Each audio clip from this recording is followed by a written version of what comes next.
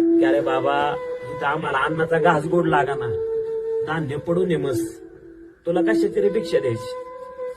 ते म्हणलं काही नाही, आम्ही लय मोठी साधू तपश्चर्या आहे, आम्हाला काही करून आम्हाला भिक्षा पाहिजे.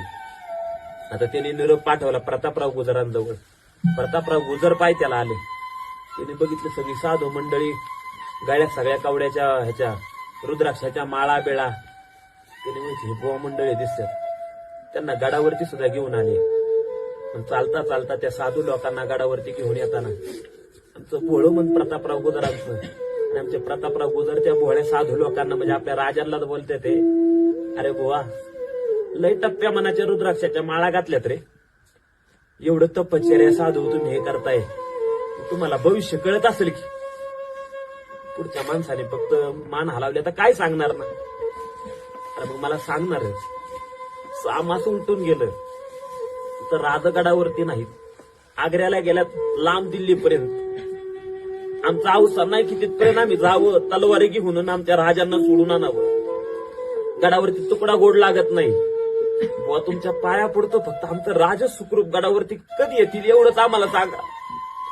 आरतोला भिक्षा नाही, सोन्या नाण्याच्या तैला माझा राजा अशा तुमच्यावरती उडून तुमच्या जोळीत टाकन, फक्त एवढं सांग आमचा राजा गडावरती कधी येईल.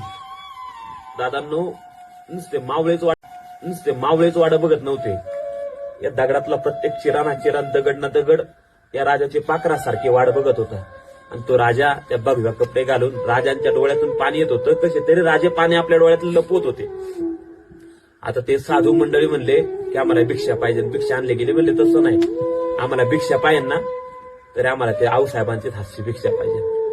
आऊसाहेबांना निरोप गेला आऊसाहेबांच्या मालामध्ये की आम्हाला अशा साधू आल्यात आऊसाहेबांना, त्यांना तुमच्याच हातची भिक्षा पाहिजे. आऊसाहेब आवाज झाल्या, साधू मंडळी एका गृहस्थीची हातची भिक्षा. आऊसाहेबांनी सांगितलं त्यांना सांगा पद्मावती देवीच्या मंदिरात थांबायला, आम्ही आमचं आवरली की येतो. आऊसाहेब एक एवढ्या खचून गेल्या होत्या, मान लुटू हलत होती. आऊसाहेब पद्मावती मातेच्या मंदिरामध्ये गेल्या. राजांना चाव लागली होती, कधी एकदा माझ्या आईला बघतोय. दादांनो, सारी भगव्य वेशात ती साधू मंडळी उभी असताना आऊसाहेबांचं आगमन त्या पद्मावती मंदिरात झालं. तिथं आपण सकाळी दर्शन घेतलं. आऊसाहेब येऊन बसल्या होत्या आणि महाराज जसे आऊसाहेब आले तसे एकाकडे उभे असणारी सारी मंडळी आऊसाहेबांच्या पुढे आली. सगळ्यांनी झोपून आऊसाहेबांना मुजरा केला. दादा, महाराजांच्या पुढे असणारे ती काय 3 साधू होते. 3 साधूच्या आडून माझा राजा आपल्या आईला पाहत होता. 6 महिन्यानंतर 7-8 दादा, महाराजांच्या पुढे असणारे ती काय 3 साधू होते. 3 साधूच्या आडून माझा राजा आपल्या आईला पाहत होता. 6 महिन्यानंतर 7-8-10 महिन्यानंतर 5 वर्षानंतर मी माझ्या आईला बघतोय.